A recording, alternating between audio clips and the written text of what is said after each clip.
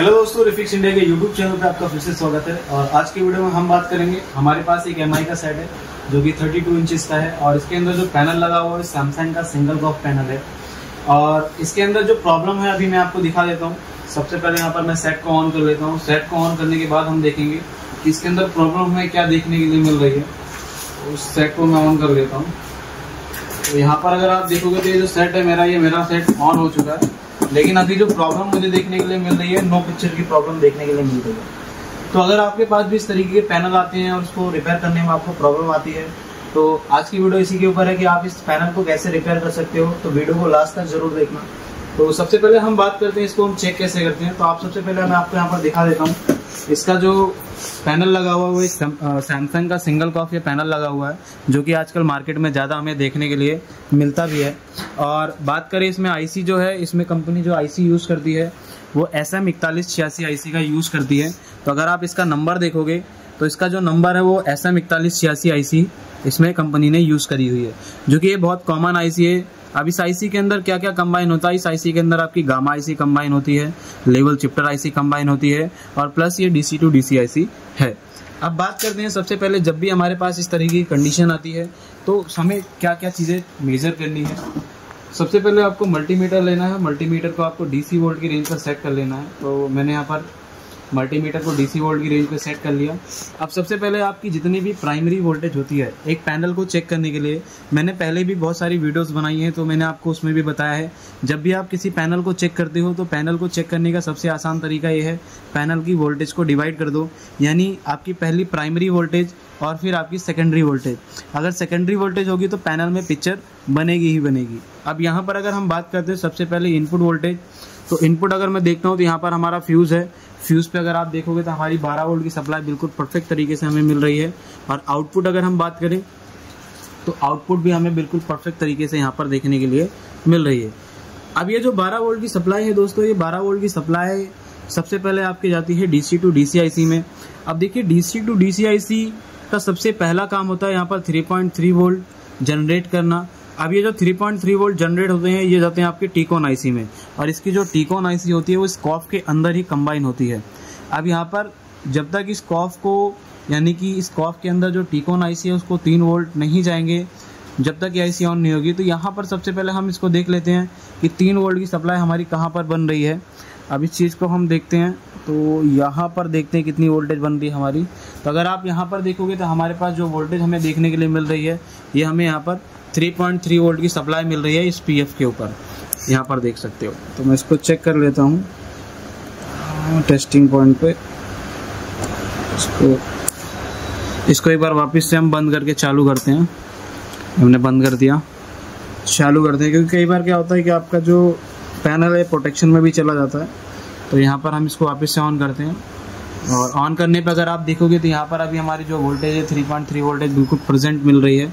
अब 3.3 वोल्ट बनने के बाद दोस्तों होता क्या है कि इसमें अलग अलग वोल्टेज बनती है, और ये वोल्टेज सीधा हमारी रोम आईसी के पिन नंबर 8 पे जाती है। तो रोम आईसी के अगर पिन नंबर 8 पे अगर मैं चेक करता हूँ तो उसकी जो पिन नंबर 8 है वो ये वाली है, इस पिन पे यानी इस PF पे चेक करूँगा।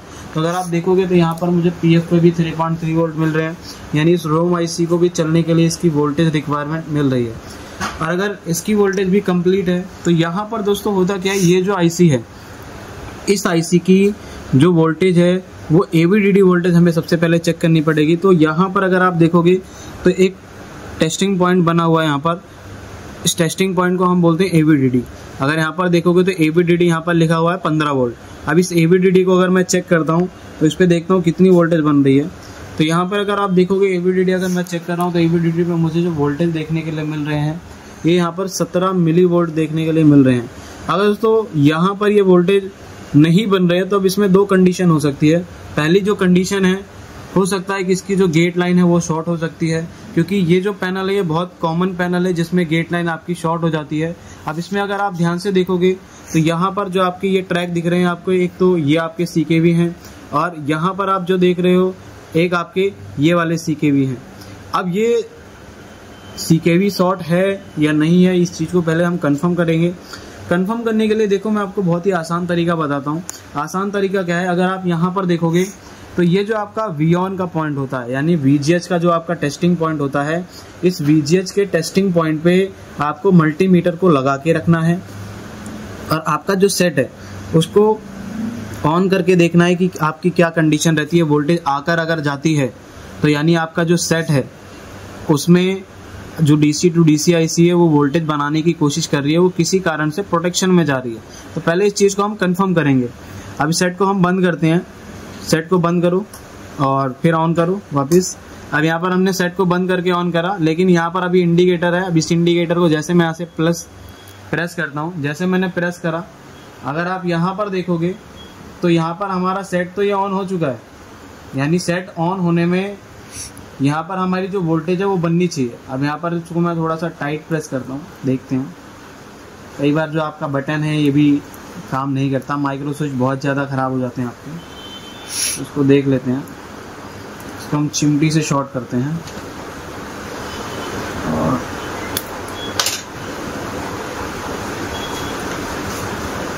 एक बार इसको वापस से वहाँ से बंद करके ऑन करूँ। ठीक है, ऑन करो। नहीं, पावर नहीं आया, वापस से लगाओ इसको, केबल लगाओ सही से। हाँ, अभी आया। अभी यहाँ पर देखोगे तो आपका ये इंडिकेटर आ चुका है। अब ये इंडिकेटर बंद होगा तो फिर मैं इसके बाद इसको ऑन करूँगा। देखो ये ऑन हो गया सेट। ऑन करने पर अगर आप देखोगे तो अभी हमारा जो वोल्टेज है बिल्कुल भी बूस्ट नहीं हुआ, ये खाली यहाँ पर 2 मिली वोल्ट दिखा रहा है। अगर ये वोल्टेज बूस्ट नहीं हो रही तो अब इस कंडीशन में हमें ये जो DC टू DC IC है इस पर भी डाउट है कि भाई ये आपकी DC टू DC IC आपकी ओके है या नहीं, क्योंकि यहाँ पर अभी VGH वोल्टेज बना ही नहीं रही है, यानी कहने का मतलब कि कोई वोल्टेज यहाँ पर बूस्ट नहीं कर रही। तो इस कंडीशन में दोस्तों हो सकता है कि आपके जो PCB है इस पर कोई शॉर्टिंग हो, शॉर्टिंग होने की वजह से भी ऐसी दिक्कत हमें देखने के लिए मिलती है। तो इस कंडीशन में सबसे पहले हम सेट को बंद करेंगे और बंद करके जितने भी आपके आसपास के PF लगे हैं इन सभी के हम टेस्टिंग करेंगे कि ये आपके जो PF है ये ओके है या ख़राब है। तो एक बार सेट को बंद करो और सेट को बंद करने के बाद यहाँ पर हम लगाएंगे मल्टीमीटर को बीप रेंज पे। यहाँ पर हम लगा लेते हैं। अब यहाँ पर सारे जितने भी आपके PF आपको ये दिख रहे हैं इन सभी PF को आपको चेक करना है। तो यहाँ पर मैं चेक कर लेता हूँ और आपको बहुत ही ध्यान से चेक करना है कि आपका कोई PF यहाँ पर शॉर्ट ना निकले, जितने भी PF वगैरह हैं, क्योंकि ये बहुत रनिंग पैनल है तो इसमें ये बहुत कॉमन प्रॉब्लम है कि आपकी कोई PCB पे कंपोनेंट शॉर्ट हो या आपकी DC टू DC IC ख़राब हो या इसमें CKB आपके शॉर्ट हो। ये बहुत कॉमन चीज़ है इसमें। ये दोस्तों यहाँ पर एक कॉइल लगी है, ये कॉइल भी हमारी बिल्कुल ओके है। अभी तक हमें कोई PF यहाँ पर शॉर्ट नहीं दिखा। आगे भी चेक कर लेते हैं यहाँ पर। अब यहाँ पर अगर हम देख रहे हैं तो हमें यहाँ पर कोई भी कॉइल यहाँ पर कोई भी PF जो है हमें यहाँ पर शॉर्ट देखने के लिए नहीं मिल रहा है। अगर हमें यहाँ पर कोई भी PF शॉर्ट देखने के लिए नहीं मिल रहा है तो दोस्तों अब होता क्या है कि ये जो आपकी टीकॉन IC है, जब इस टीकॉन IC को आपके 3.3 वोल्ट जाते हैं तो ये 3.3 वोल्ट इस IC को रिटर्न आते हैं, जिसको हम बोलते हैं इनेबल। अगर ये वोल्टेज आपके इनेबल IC को मिलेंगे तभी IC ऑन होगी। लेकिन इस टीकॉन IC की एक रिक्वायरमेंट और होती है। तो यहाँ पर अगर आप देखोगे तो एक वोल्टेज होती है जिसको हम बोलते हैं 1.8, जो कि इसकी कोर वोल्टेज होती है। जब तक कोर वोल्टेज इस IC यानी टीकॉन IC को नहीं मिलेंगे आपके ग्राफिक जनरेट नहीं होंगे, और जब तक आपके टीकॉन ऑन नहीं होगी जब तक आपकी DC टू DC IC भी ऑन नहीं होगी। तो सबसे पहले हमें क्या करना है, यहाँ पर जो 1.8 वोल्ट है ये पहले मैं चेक कर लेता हूँ। यहाँ पर जो आपकी 1.8 वोल्ट है वो आपकी आ रही है नहीं आ रही है, तो उसकी क्या कंडीशन है। एक बार सेट को ऑन करो। सेट को ऑन करने के बाद ही हमें पता चलेगा। अब यहाँ पर सेट को ऑन करा, ये हमारा इंडिकेटर आ गया। अब इंडिकेटर आने के बाद हमने क्या करा, यहाँ पर इसको ऑन कर दिया। अब सेट को ऑन करने के बाद सबसे पहले हमें जो वोल्टेज चेक करनी है वो यहाँ पर इनपुट वोल्टेज चेक करनी है। तो एक वोल्टेज है जो मैं यहाँ पर चेक कर लेता हूँ। तो यहाँ पर अगर आप देखोगे तो मुझे जो वोल्टेज मिल रही है वो यहाँ पर मुझे 1.8 वोल्ट मिलनी चाहिए। तो आप देख सकते हो यहाँ पर जो मुझे वोल्टेज मिल रही है वो यहाँ पर 1.8 वोल्ट मिल रही है। अब दोस्तों ये जो 1.8 वोल्ट है ये 1.8 वोल्ट सीधा आपके जाती है कॉफ के लिए। तो अगर आप यहाँ पर देखो, अगर मैं यहाँ चेक कर रहा हूँ तो यहाँ पर जो मुझे वोल्टेज मिल रही है वो कितनी मिल रही है मुझे, ये मिल रही है मुझे 1 मिली वोल्ट यानी 0। अब अगर मुझे यहाँ पर 0 मिली वोल्ट मिल रही है तो इसके आसपास देख लेते हैं, आसपास कहाँ मिल रही है। तो यहाँ पर अगर आप देखोगे तो यहाँ पर जो मुझे वोल्टेज मिल रही है ये 1.8 वोल्ट मिल रही है। अगर यहाँ पर ये 1.8 है तो इस 1.8 वोल्टेज को अभी हमें यहाँ पर देकर चेक करना पड़ेगा कि ये आईसी अभी सही है या नहीं है। अगर 1.8 देने पर भी ये वोल्टेज अगर ड्रॉप हो जाती है यानी आपकी जो कॉफ आईसी है शॉर्ट हो चुकी है, इस कॉफ को हमें चेंज करना पड़ेगा। अगर ये 1.8 वोल्ट देने पर आपकी जो DC टू DC आईसी है वोल्टेज को बूस्ट करने लगती है तो यानी कि जो प्रॉब्लम थी वो इसी वोल्टेज की हो सकती है। तो ये हमें करके मालूम पड़ेगा। तो सबसे पहले हम सेट को बंद करते हैं। सेट को बंद करेंगे और सेट को बंद करने के बाद यहाँ पर सबसे पहले हम एक जंपर लगाएंगे और ये जो जंपर है ये मैं एक 1.8 का, हालांकि मैं इसको एक बक कन्वर्टर से भी लगा सकता हूँ, लेकिन अगर आपको पीसीबी में वोल्टेज मिल रही है तो बक कन्वर्टर की कोई आवश्यकता नहीं है। आप ऐसे ही डायरेक्ट उसको जंपर देके एज अ टेस्टिंग पर्पस उसको आप चेक कर सकते हो। तो मैं यहाँ पर इसको वोल्टेज देता हूँ और अलग से वोल्टेज देकर मैं आपको चेक कराता हूँ कि इसकी क्या कंडीशन रहने वाली है। तो जब भी आप काम करते हो तो आपका पूरा कॉन्सेंट्रेट से काम होना चाहिए। ऐसा ना हो कि आप जब कोई जंपर लगाते हो तो कोई कंपोनेंट आपस में शॉर्ट हो रहा हो या आपका जंपर किसी दूसरे कंपोनेंट से जुड़ रहा हो। तो इसको हम यहाँ से क्लीन कर लेते हैं।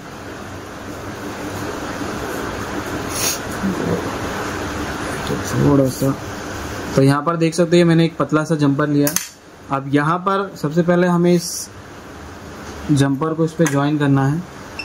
अब इसको अगर हमें ज्वाइन करना है तो ज्वाइन करने के लिए सबसे पहले इस पर हम शोल्डर लगा लेते हैं। अब यहाँ पर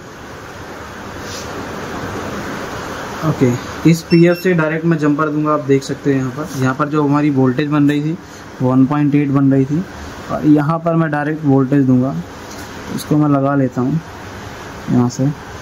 जब भी आप जंपर वगैरह लगाते हैं तो कोशिश ये करो कि आपका जो जंपर है वो छोटा लगे ताकि क्या हो कि कनेक्शन आपके फिनिशिंग से हो सके।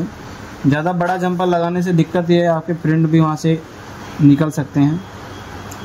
इसको यहाँ से हम कट कर लेते हैं। हमने कट कर लिया। अब यहाँ पर थोड़ा सा शोल्डर लेंगे और यहाँ से ज्वाइन करेंगे एक जंपर को देते हैं यहाँ से। इसको ज्वाइन कर दिया। अब इसको ज्वाइन करने के बाद यहाँ से डायरेक्ट हम जोड़ेंगे इस पर। तो इसको जोड़ लेते हैं।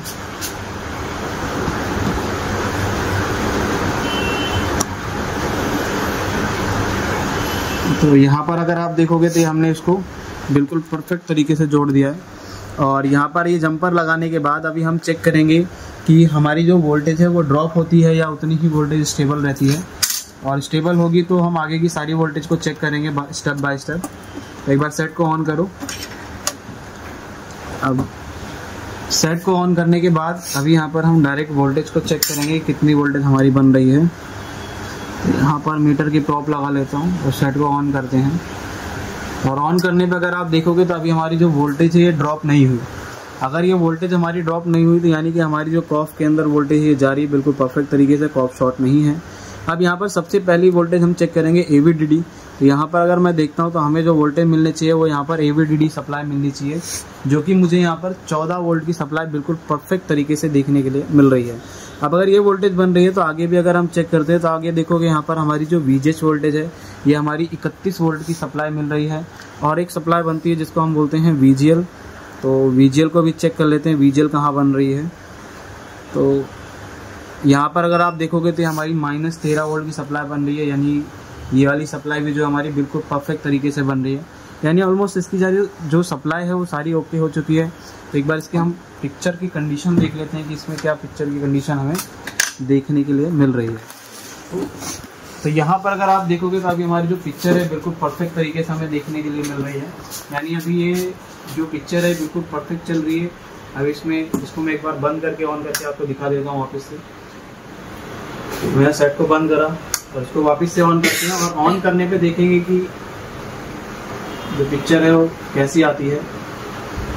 तो यहाँ पर जैसे मैंने सेट को ऑन करा और सेट को ऑन करने पे आप देख सकते हैं यहाँ पर जो MI है बिल्कुल परफेक्ट तरीके से हमें देखने के लिए मिल रहा है, इसमें कोई लाइनिंग कोई प्रॉब्लम नहीं आ रही है। तो इस तरीके से दोस्तों आप भी किसी भी पैनल को आसान तरीके से रिपेयर कर सकते हो। अगर आपको वीडियो पसंद आई हो तो वीडियो को लाइक करें, शेयर करें और चैनल को सब्सक्राइब जरूर करें।